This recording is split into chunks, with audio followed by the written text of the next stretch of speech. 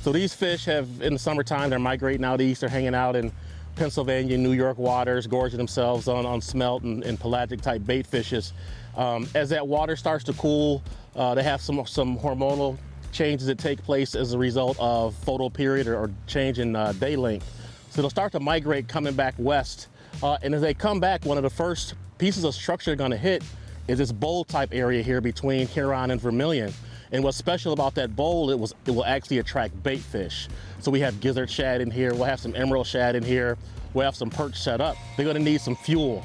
At this point of the year, some of their energy is being shunted from somatic or regular growth to gametic or egg and milk growth.